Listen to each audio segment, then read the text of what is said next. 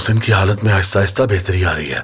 उसके दिमाग पे बहुत गहरा असर हुआ है और हो सकता है इस वजह से उसे पिछले चंद दिनों की बातें याद ना आए।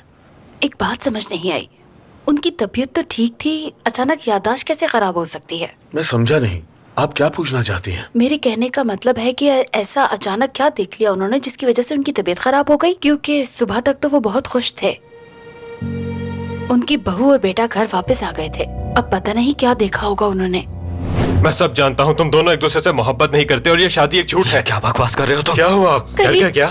ये बात मैं पूरी दुनिया को बताऊंगा कि तुम दोनों की शादी झूठी है। करीब ज्यादा टेंशन लेने की वजह से ऐसा हो जाता है। ऐसा टीवी पे अक्सर कोई बुरी खबर सुन के भी हो जाता है, लेकिन आप फिक्र मत कीजिए, वक्त गुजरने के साथ साथ उसे सब याद आ जाएगा। जी आपका बहुत शुक्रिया डॉक्टर। अम्मी एक्चुअली जिस बात को आप बीच में लाना चाहते हैं वैसी कोई बात नहीं, प्लीज मेरी बात का यकीन कीजिए।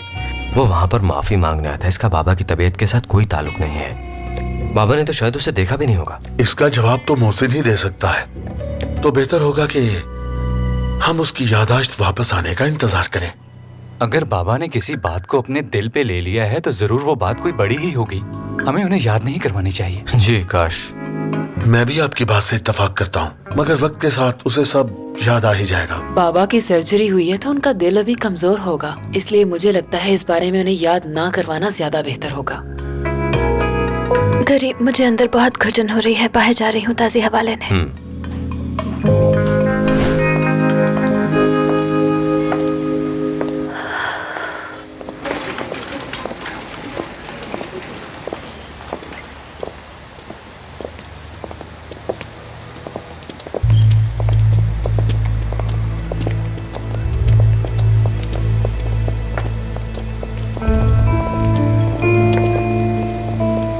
यहाँ पर क्या कर रहे हो? मोहसिन बाबा को इस हालत में पहुंचाकर सुकून नहीं मिला जो अब यहाँ हॉस्पिटल भी आ गए। क्या मोहसिन साहब ठीक है? आयशा मुझसे रहा नहीं गया इसलिए आ गया। प्लीज बताओ मुझे, क्या मोहसिन साहब ठीक है? हाँ शुक्र है खुदा का, वो ठीक है। मोहम्मद, तुम्हें जरा भी अंदाजा है कि तुमने क्या किया है? तुम्हारी वजह से मोहसिन बाबा मरते मरते बचे हैं। अब चले जाओ यहाँ से। देखो मैंने ऐसा जान के नहीं किया, निदा ने मुझे कहा कि तुम मुश्किल में हो और मैंने यकीन कर लिया। क्या निदा?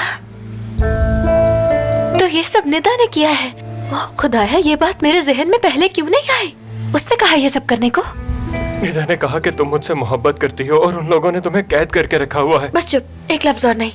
अब मेरी बात सुनो, तुम दोबारा कभी मेरे सामने नहीं आओगे, मेरे मामलात में दखल नहीं दोगे। अगर तुम्हारी वजह से कोई भी नुकसान हुआ तो अंजाम के जिम्मेदार तुम खुद होगे।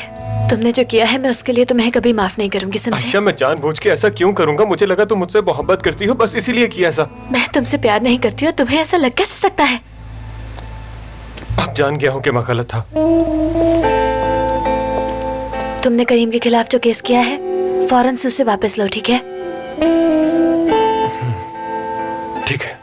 मुअम्मर प्लीज अब यहाँ से जाओ और दोबारा वापस कभी मत आना। चले जाओ।